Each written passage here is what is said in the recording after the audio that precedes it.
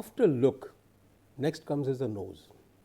See here, have you noticed one thing? The way I have listed this, I am coming from top to the bottom part of my face, one by one. To understand this, to get the idea of the actual expression which happens because of these so many changes, I have a small suggestion. It may sound very funny to you. My suggestion is, stand in front of the mirror. Stand in front of the mirror without any witness. Then you make different kind of facial expression yourself, different kind of hairstyles yourself. Change your forehead lines, change your eyebrow positions by movement, change your eye conditions or the looks. Then you see yourself every time, everything that you are practicing, you try. You know who does it? The persons who acts in the play, the person who acts in the movies, because they are enacting different roles. For different roles, different kind of facial expression is required. What they do is, they have a rehearsal room. That rehearsal may be with the groups, or that rehearsal may be for himself alone. And they try different kind of expressions over and over and over again, and then try to judge which one is the best expression which expressed exactly the role that he is playing. And then he fixes on it, and then he keeps on practicing that. And then going to the studio floor or going to the stage, he just does that. It makes exactly the kind of expression that was desirable for that particular, at that particular time of acting. You are also going for acting. I said that for your interview, it is an acting. For your negotiation, it's an acting. For meeting somebody, it's an acting. Acting does not mean it's a faking. Acting means action that is desirable, most desirable at that point of time. At that point of time, the way you are supposed to manifest, that is acting. Okay? So now in the nose, next part is the nose. See, all these configurations, you will hardly find other than twins, hardly find the same facial profiles or same nose profiles and everything is in another person in the world. God has such a wonderful creation that he never made the same profile a second copy. Even amongst the twins, if you see very much in detail, close detail, you will hardly find, you will be very finely seeing there will be a difference, fine difference. But just because they are twin, that's why there are so many commonalities that you generally overall look or appearance, you can't make a difference out of it. But in fact, there is no two faces are similar or same. Okay? Now here the nose, the profiles, okay, doesn't matter. But the point is how you handle the nose. You know what happens, people have different kind of habits with the nose. It comes with mindset. Somebody, I'll just show you one or two as I do see, because see, I told you I am an actor as well as I am a cartoonist. I watch people how they are using their fingers, their hands, their nose, their eyebrows and all that, and I make study on this. Okay, I'm just giving an idea. When somebody is not very decisive, he does this. God knows what happens over here. Somebody does this, concentrating. There are many such kind of gestures associated with the nose. But what sometime I found, somebody just to show that how comfortable and at ease somebody is, blowing the nose in public. Dangerous. But the thing is, good or bad, you judge. My point is, there are so many things. Blowing the nose, finger over nose, folded hair over nose. Look at this. See here. Some people, when they are thinking, they put their hands over the nose, like this, thinking, watching, concentrating. Nose plays such a role that you never know. Unconsciously or subconsciously, your hand goes to the nose. And forget about the rest part of the use of the nose. At least this much. My suggestion is, try to avoid touching your nose whenever in communication. Your nose, let it be as it is. Don't bother about anything about it. Just don't touch. Don't take your hands close to the nose. The nearest element or our, say, body parts that goes to the nose is the hands and the fingers. My sincere suggestion is, whatever is the situation, don't touch your nose. Okay. Then comes the lips. Lips has different kind of appearance. See, the profile of the lips you have nothing to do. God has endowed it. You are born with the lips profile. Good, bad, protruded, nice, very smooth, very thin. Don't bother about it, because whatever God gives you, it's beautiful. In whichever form it has given you, it's beautiful. You only see to it that you maintain it. In terms of lips, what happens? Lips can look dry, it can look wet, it can look soft, it can look cracked or colored. See, for women, by natural decorum, the lips has to be worked on. That means an woman going with dry lips or unkept lips is not a social norm. So naturally, lipstick or such kind of items are very commonly used by any woman, and it is taken as a social norm. If it is not done, then people think there's something wrong with the woman, with the lady, that she is not using lipstick at all. That means something which is social norm is automatic. But how about the men? For men, definitely don't overdo on your lips. Lips is something, again, don't generally touch. Don't touch. Many people have a habit of being like this.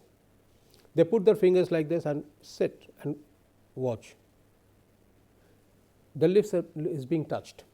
Now suppose you take the hands off, then we find that there are cracks because of some health reasons. Take care. What is ideal is always let your lips look soft, not wet, neither wet nor dry. Okay, the softness will come with some bit of say creams or vaselines or something which are good medicated stuff that you can use on your lips. So whenever you are going, you will find that if your lips is soft, then when you are talking, if you have suddenly become nervous and the lips and this part becomes suddenly dry, then you don't have to lick your lips. This happens quite often in the interview. I find that people, somebody is, they do it, they use the tongue to moisten the lips. So the moistness, how much it is, that you can always try. But it plays a lot of important role, because when you are speaking, your lips are completely mobile, and when the lips are mobile, then at that point of time it has to be very nicely seen. Then comes the beards and mustache. Different styles. I am having one. Some people may have beard but not the mustache. Some people will have the mustache, not the beard. Some people will have the half cut beard like this. Somebody will have full beard. Somebody will have growing, flowing beards. Doesn't matter. Different kinds, whatever. So there are different things. But what is important is to watch is this: what is the style of the beard? How it is cut? What is the color? Are you using some streaks over here? Are you using dye? Or is your beard looking as per your age? Sometime, I'll come to these points a little later, but however, whatever comes in my mind, let me share with you. Is it looking the age? How did you shave? Is the shaving clean? What is the trim line? Do you have a fully shaven but very synthetic look? Or is it mustache which is drooping in nature? Or the side locks are long? That means all the hairs on this cheek part also plays an important role. I have seen one thing. I have asked many people that what is the reaction to the beards? Most often, people don't like to see person who is sitting in front with a long beards somehow, at least professionally. There may be philosophers, there may be gurus and others who have long beards, no issue. But the thing is, people generally, they don't like to see long beards and long mustache and long hairs. The reason is, as soon as they become longer, it is very difficult to maintain them. You cannot trim them, because you are not trimming, you are making it longer. But if you make it long and as well as trim, then there is no problem. People say that usual beard must be well kept, whether it's long or short. And if you don't have anything, like say if you totally shave your mustache and the beard, no issue. But then your shaving has to be very neat and clean. And if you are keeping your beard and the moustache, then the lines, the trim lines has to be very balanced, very well cut. And sometimes I have also heard people saying that the person whom I met, he came to my room just now, if you have noticed, he looks so synthetic. That means not only he has shaven to such an extent that not a single hair is available on the surface, but also he has glossened it in such a way, it looks like a plastic face, that's also not good. You should look soft, clean, well shaven. Does not mean you should look something very unnaturally manicured. But okay, it all depends on who is sitting in front of you. I'm just giving you different ideas of people's experiences as they shared with me, even some ideas which I feel that way. So the thing is, if you have beards, maintain it. The length of the beards, length of the moustache, the proper trim lines, trims over the lips, the trims on the sideburns, how much it is hanging, what is the profile, should it be something like this. Sometime you must have seen that nowadays the fashion is have a beard only a small here. Okay, you remember that famous Charlie Chaplin emulated a moustache which is of this type. So there can be different styles, nothing against the styles. Only thing is it properly kept? If you are going for an interview, then it has to be properly trimmed. Here again, some of my students whom I saw in their final year with the beards and everything coming to the class, and it looked like as if they were too busy in their project works, so they don't have time to shave. But when they have gone for the interview, they have shaved it in such a way or manicured in such a way that sometimes I could not recognize them as my students. So this is a reality. It's a very funny thing, but it's important. Okay. Then comes the fitness. In the fitness, basically your overall, like say you should look healthy, you should not look sick, you should not look chronically ill person. So what happens is, now if you see, when you are grooming yourself with all appearances and everything, you have to take care of yourself overall. Now this fitness speaks through the face. Somebody who is having chronic illness, whatever, it will show in the face. A person who is suffering from chronic illness but has the face so glowing and so soft is very unnatural. But at the same time, you don't have any chronic illness. Why should you have your facial expression such that people think that you have a chronic illness? So this is something, your appearance has to change. So when you are going for such kind of activities, interacting with other for communications, your grooming in terms of appearance is very, very important. There are many other grooming things which I'll talk about. Yes, because nobody watches the entire body. If you have gone for an interview, I'm telling you very frankly, since the moment you enter, they will look at your face. By the time you sat down over there, you are half covered. The lower part is not seen. So from here, from this part to the top is seen. Okay, so your now appearance plays a very important role, because when you are interacting, your eyes is contacting through non-verbal thing. Your lips is moving because you are now going for verbal communication. Even if suppose that there is a question asked at you and now you want to take few seconds time to answer, the way you look at the other juries, or the way you look at the ceiling to think about it, or the way you look down to the table, almost trying to recollect what you have learned in your college, everything is going to be overall expression oriented, and that is going to give you the grades. As an interviewer, I can always see that when a person comes in, everybody needs a job, everyone who enters, but the way somebody enters, and then the moment I look at and the smile I get from that particular candidate, the eyes that becomes glowing and soft and dilated, the way the person picks up the chair or draws the chair and then sits and then waits for the question to be asked, every moment is being recorded by everybody in the interview. Everybody watches. Forget about such selection committee experts who may be busy with some paperwork, because that is more important than looking at the candidate. But otherwise, if there are 8 to 12 interviewers interviewing you and you are one, so it is basically an interaction between 1 to 12. You are 1, we are 12. everybody is watching you. Everybody is making an impression, and it is always said that the first impression is the lasting impression. If the first impression, the moment you enter the room, is such that you look very nervous, first impression, very nervous, very unkempt, or very gaudy, that starts playing, whether positive or negative, let the time decide. Okay? Then comes the other. See, I talked about the appearance, which is facial, especially the facial. Then comes the other body parts. They are equally responsible. Only thing is in different contexts.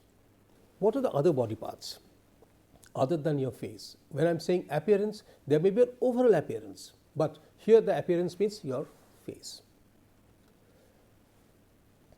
Quite often, before I go to this other body parts, have you noticed in some cases, people wear a mask. If there are 10 persons wearing 10 different masks, generally during Halloween and all these parties and all, people wear masks.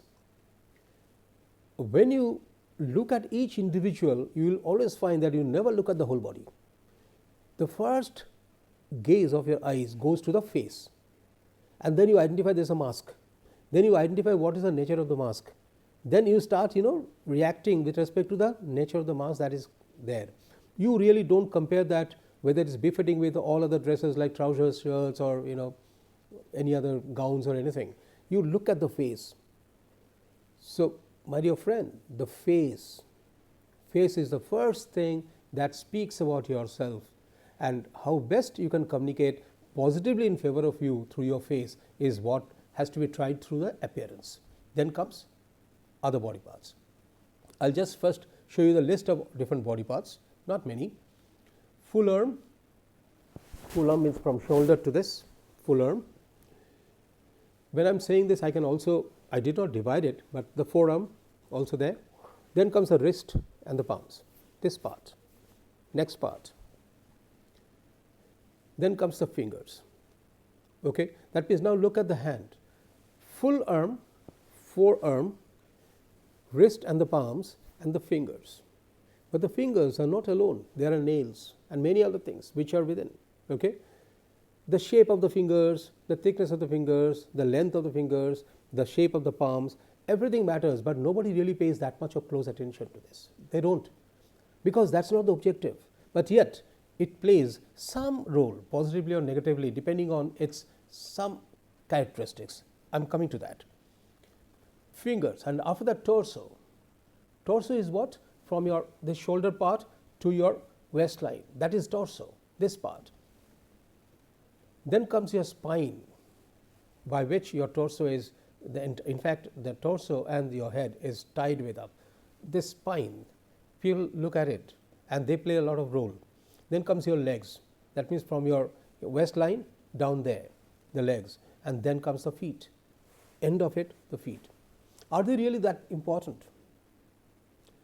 I'm telling you, friend, it is important. It is important, because your impression, before we start communicating with somebody verbally and exchanging opinions and other and get satisfied, before that, all impressions are based on how you look, how you stand, how you sit, how you get up, how you stoop, how you bend, what is the movement of your hand, what's the movement of your wrist, a movement of your fingers.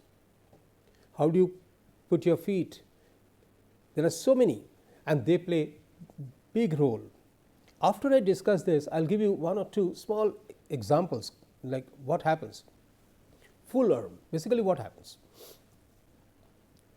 Full arms can be folded, like say, look at this, it's folded. Somebody is sitting like this, folded, okay? Or somebody in front, like say, keeping it like this in front, and sometime the hand at the back. Each of these movements of the hands has different expressions, a signal to it. At the back, there is another, which is, let me stand up and show you. See, if I stand like this, it's folded. If I stand like this, it's at the back. There's a big difference. Big difference. I may stand like this, is another. I may sit like this and another. That means my hand is showing something, some gesticulations, which is communicating something to you. Then, over the head, as I said, over the head, spreaded like this, spreaded like this, hand spreaded like this, okay? Behind the chair is, it's like, you cannot see this. Here's the handle. My hand is behind the chair. I'm holding this behind the chair. Then over the knees. Over the knees is, I cannot show you really. If you keep your knees, one leg over another, and your hand is, holding the knees like this. Over the knees. There are so many ways your hands are being used. Full arm. And then in combination with others, like with the wrist. See, over the knees, keeping just flat like this is one. Or over the knees, clutched with two fists and two wrists, two fists like this, two palms is another. Over the back, doing like this is another. It makes a lot of difference. Hands at the back and clutched, or hand at the back as free, one over another. It makes a lot of difference, and it makes a lot of signaling. I will explain to you. What happens is, some clues I give you right now, the rest of the clues I'll give when I'll talk about various such ways. If you find the person whom you are speaking to, he is folded hands, that means he is not opening up. He is closed. He is not opening up. And you are talking, he is also talking with you. After some time, you will find that he opens up the hand. That means now he is getting interested in you, trying to speak to you, trying to know more about you. And after that, if you find that his hands are spreading towards you, that means he is now welcoming you. And if you find that his hands are at the back, that means he is just trying to kill time. Finish your talk, you may go. My hand is here. I'll just be like that. I have enough time to waste in your presence. So you finish your talk, now you can go. So these are different kind of gesticulations which are non-verbal communication by which you can be told that you are welcome or you are not welcome. Somebody is liking you or not liking you. Okay. So in wrist and palms, movement of the wrists, handshakes, whether it's warm. See, different kind of handshakes are there. Warm handshakes. It doesn't matter what is the size of your palm. It matters that what is the strength of holding your hands and shaking your hands. I have experienced all kinds. I have found somebody whose palm is much bigger than mine holding my hand, and I'm thinking that I'm totally in it. I've also found a big hand, palm bigger than my size, but the moment I shook hands, the hand almost molten, so soft. What is the reaction? What should I infer? He doesn't want to shake hands. Sometimes I have found somebody shakes the hand and then holds it and keeps on holding and keeps on shaking and talking. Very peculiar things happen with the non-verbal thing. He is talking and the hand is not left. Your job of handshake is done, but he is not feeling like releasing you because he does not know exactly. If he releases his hand, you will think that it is okay. Just to ensure that, to give an idea that he is liking you so much, holds your hand and keep on talking and shaking. Sometimes you might find that somebody's hand is so strong and yours is so weak that you get a pain. Everything matters. It matters. Okay, so it is sometimes full handshake, sometimes half handshake, and sometimes molten handshake, sometimes soft handshakes. The spread, wrist spread, the hand spread, like this. The hand is spread. Hand is spread, sometimes it is like this, sometimes it is like this, spreading beyond. Okay, sometimes it is crossed like this, and sometimes, as I showed, folded behind neck, the hands, see here, folded behind neck. All these matters, and it gives you a lot of signals. There are other play with the hands, thumping the table with palms, thumping the tables with palms, thumping the tables with fingers. This I'll talk when come to the fingers. Sometimes, if suppose there's a deal made, so it's thumbs. That means success, success. There has to be some expression of happiness, success. Sometimes even thumping softly to the colleagues to give a signal, like say, look at my palm here.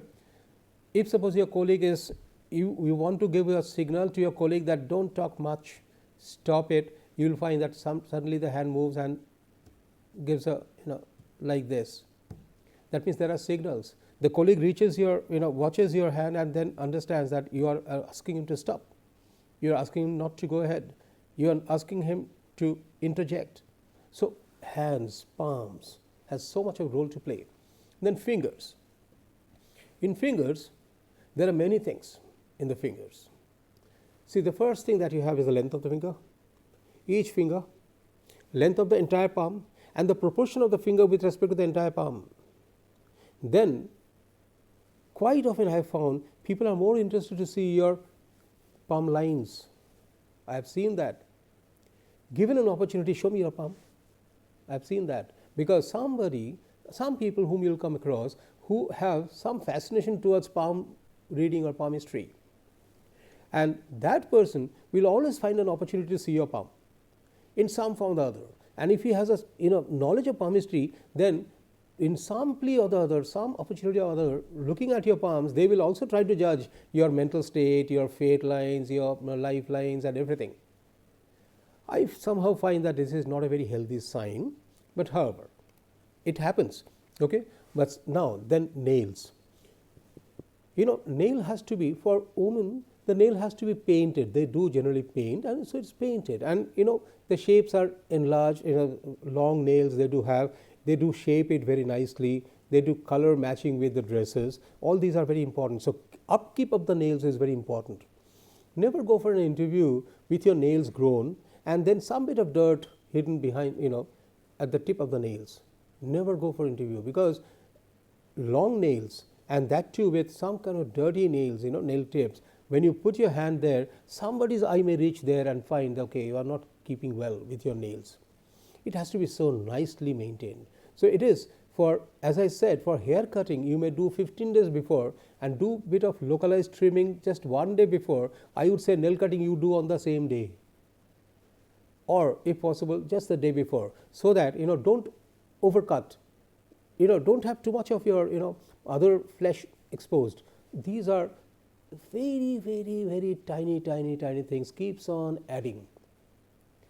Some people have a habit of growing one of the nails longer, and you are sitting in the interview with your one such habit. Say this one, the last finger, you have a long nail, and you are sitting in the interview. I am telling you, out of that 12 selection committee members, at least 5 of them will not be focusing on what you are saying as an answer. They will be focusing on your finger. So why should you distract them with your something very unnatural, very uncommon? Then comes ring. It's a very funny thing, but as I said, people who take interest in palmistry or who believes in palm reading, similar thing happens with some kind of people who have who believes in astrology, astrologers' verdicts. They have a good knowledge of the stones that you are wearing in the ring, and when they look at your fingers and there are say 2-3 rings, and instead of focusing on your answers or judging your other personalities or the correctness of your answers or suitability, they will just watch your stones, and then they will start thinking, oh, that's amethyst. So this amethyst means this person must be having these. Oh, that's moonstone. Okay, that means nobody will speak about it. They are doing a different kind of assessment or judgment. Why give him an opportunity? If you have your such things, keep it at your home. Wear it the moment you return. Why should you give them an opportunity to judge differently, obliquely, which is not complying with the purpose of interview? So my suggestion is, I have seen many people, they have 1, 2, 3, 4 rings, 4 rings here, 4 rings here, sometimes even 2 rings in one of the fingers. Okay, it happens. Nothing wrong in it. If somebody believes in it and if it gives him benefit, please do wear it. But the moment you spread your hand and with all rings, and all these rings are given by the astrologer to solve your problem, that means the immediate first reaction of the interviewer is, you are in problem. take this point very seriously. They will judge you based on this fact that you are wearing so many of these rings because you are in problem, you are in trouble. That's why you have spent so many thousand rupees and paid to the astrologer to get those stones and the rings. I personally feel, as an interviewer, this is one of the very strong point by which, unfortunately, for no reason of no fault of yours, you might get very silently or get rejected. Wear it. If you think that no, without this I won't go, please wear it. But I have seen many people think, oh, he is wearing so many rings. So basically he goes to the astrologer. So he believes in that. Instead of that, if he would have focused in his own task, probably he would have been a better, competent person. This is how the whole thing goes on. So fingers, nails, upkeeping, rings, then keychains, then finger crossed, folded, tapping, touching, all these things make a lot of sense and a lot of impacts in your non-verbal communications. So finger, generally be very restrictive in use. Never tap with your fingers like this, never. Never even do this. Even if suppose they say that you have to wait for a few seconds, let me think about it. Your finger is running like this. Never do it. Never do it like this. Never even do something like a tabla player. Never. Your finger should be very much within your control, because everything matters. This communication, you are not communicating anything. You are trying to only be at ease by running your fingers. But one or two selection committee members watching you, and they are not liking this, because anything that you do in front of them within that, say if the interview is for 5 minutes to half an hour to 1 hour, within that period you are being judged as a prospective representative of that company. And if you are being judged as a prospective representative of the company for the rest of your stay in the company, then they have to be very judgmental at that point of time.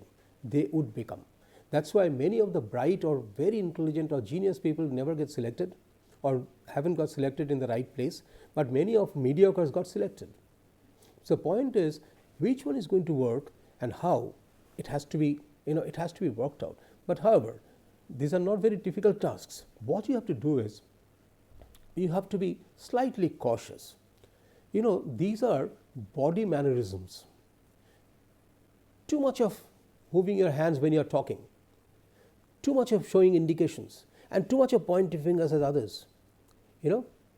All these, or sometimes any kind of gestures. There are many negative gestures with the fingers which can make hell out of anything, which can create wars. So finger, tongues, eyes, these are certain things which are very easily usable, but very, very detrimental sometimes. So always control it. The best way of doing it is, never use the fingers independently. Use it with the hands, with the palms, collectively. If you use collectively, like say when I said tap, basically what you have done, you are tapping with this finger, then this, then this, then this, isn't it? But if you do it like this, it becomes a good gesture. But the moment you do this, it becomes a bad gesture. So the point is, this gesture with your fingers has to be restrictive. Okay, so what you do is, in this kind of use, my suggestion is that try to use your fingers as little as possible. That does not mean that you will become rigid like this or you will become rigid like this. No, it is free but together. Don't point or raise one finger unless it is absolutely essential, not required. To show somebody, you can always say this, you can always show it like this, that if that gentleman helps me, I can do something. If that gentleman helps me, I can do something, means you are not pointing a single finger, is very, very beyond etiquettes. So use your hands as free flowing, you don't have to be rigid. Okay. The next I'll discuss about torso. Torso is from shoulder to the waist, this part. See, the volume of the torso, the length of the torso, the proportion of the torso with respect to the entire body height, or the proportion, relative proportion of the torso vis-a-vis the waist to leg, feet, that distance, These are all God's creation. We have nothing to do. And neither we should try very hard to do something. We should not try to become taller by hanging. We should not try to become thinner unnecessarily by dieting very heavily. Point is, let your normal body physique be as it is. There are certain things, the body structure or the stature which is genetically obtained. So don't try to overdo. Whatever you are great. God has gifted you this. Make best sense or best use of it with all other skills. Don't have to really change your physique. I'm not talking about those people who want to be bodybuilders because they have a different purpose. That is another style or another art by which they want to enhance their different muscles and then have different shapes, and that's another art type. I'm not questioning that. Unnecessarily you don't try to do a body work, but our torso plays a very important role. Torso and the spine go together. The profile, the entire torso and the profile. Okay, in the torso what happens is, see, there is something like, for keeping a physique, if you have very relaxed life and a good food and you are in a connoisseur of foods, then quite likely that you will be growing some tummy. And when you are very complacent in your life, having a good job or say good life and good family and your wife is taking care of you, then quite likely that you will grow a tummy. Don't think about negative of it, but only thing is see that it doesn't grow beyond a particular dimension, because that might give a different kind of appearance to you. See, I am not thin. I consider that whatever I am, I try to make the best use of this, but I try to see that I don't grow even fatter than this, or maybe tummy don't grow bigger than this, so that I don't look very funny, very awkward. So there is a limit, but what matters is the torso's positioning of it. In the torso, basically, how you manipulate with your torso. Are you leaning forward with your torso or leaning backward with your torso? Are you becoming straight? Have you bent your torso, or are you a bodybuilder? So playing with the torso is one thing which you don't have to really go deep into it. But however, I can still say that whenever you are standing somewhere, trying to, at the reception desk of an office, when you are standing, it is better that your torso remains, even if it is bent, it remains straight. It doesn't go like this, stoop like this. So stooping is a combination of the shoulder lines, the torso, and your spinal alignments. That sometimes becomes very negative.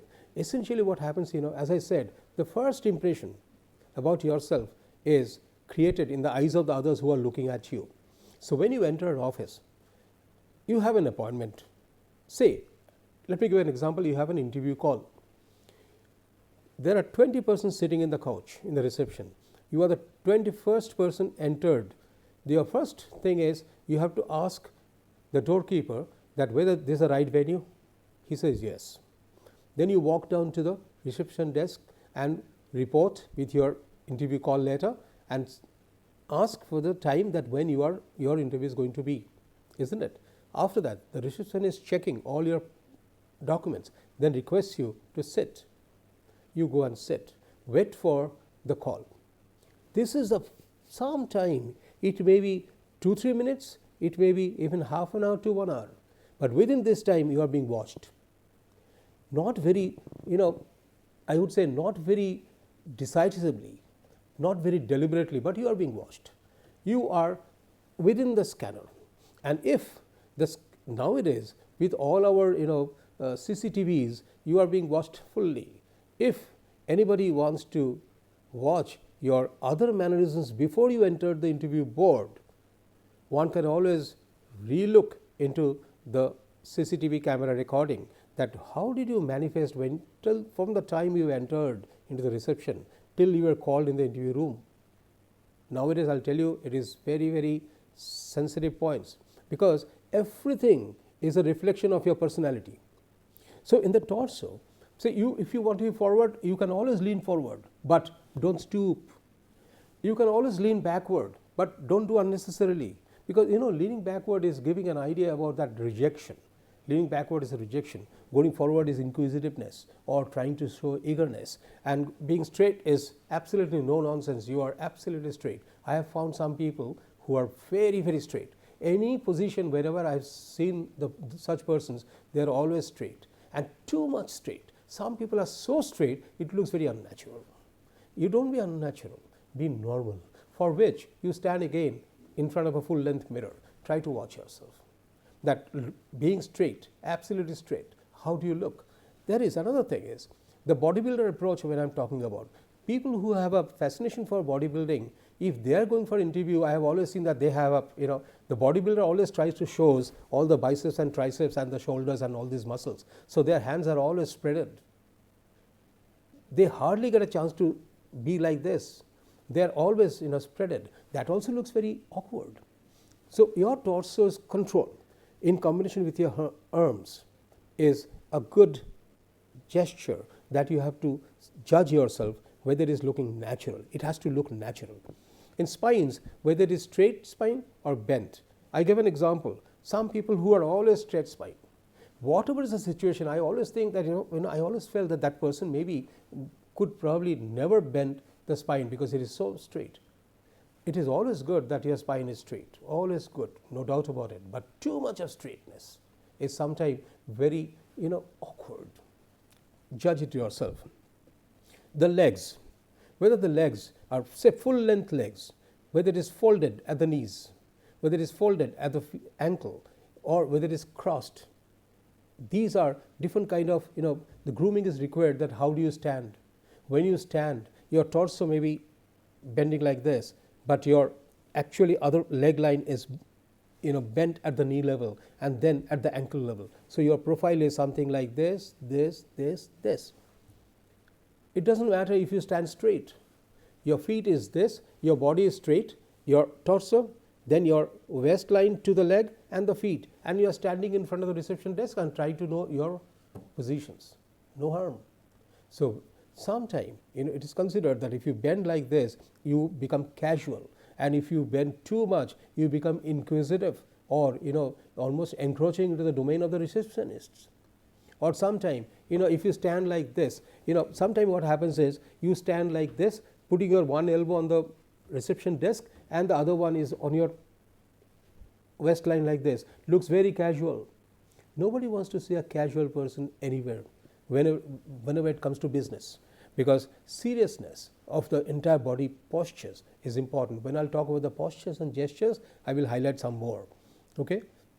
And then the feet, whether the feet is straight, whether the feet is on the toe, just like ballet dancers, whether it's like this, or whether it is joined, the feet one feet with another, or crossed, or it is like this, joined like this, and the crossed like this, or the feet it's bent. There are so many such ways by which entire body parts is working. And mind it, these are things which probably we have never been very concerned or conscious about, but it matters. What you do is, the best way to judge this is, you put yourself in the shoes of the person who is judging others. Before you go in front of the mirror and try to improve your conditions, you try to behave or act like a person who is judging. And then you see you like. For the best test is, now you'll be, after listening to all my lectures and all my explanations and all that, you'll definitely get a chance from today onward to see people around. Don't let people know that you are watching. You just try to watch, try to observe and see that how they are behaving, in terms of postures and other things, how they are manifesting with their body parts, how they are looking in the facial one. I hope from today onwards you will be on this particular task just to get the idea about how it matters. If you are not liking somebody else's postures, gestures, facial expressions, then also be sure that others also will not like the similar gestures, postures or facial expressions of yours. That is how you look at it. But see, when I was configuring this course, I never thought of educating or giving this knowledge to others just for learning. I thought that we don't care about all these things. So it is better that I share with you what people should care about and then rectify themselves without letting anybody else know. One note of cautioning for everybody is, when you study in your classes, do you really demonstrate others that you are studying? When you are painting, do you deliberately call others to see that you are painting? When you are practicing for games, do you really call others to see your practice to become a good player? If not, then for this also, don't have to have any witness. Don't have to call for any witness. Don't have to have any, somebody as a fence sitter to watch. Best is do it yourself. And the best is have a full-length mirror in your house. Don't tell anybody what you are doing. Don't have to tell anybody what you are doing. Make a grooming of yourself. Why should somebody else groom you? You are the best groomer for yourself. Follow this rule. We'll discuss more on this, on grooming and also the interviews and GDs in the next. Thank you very much.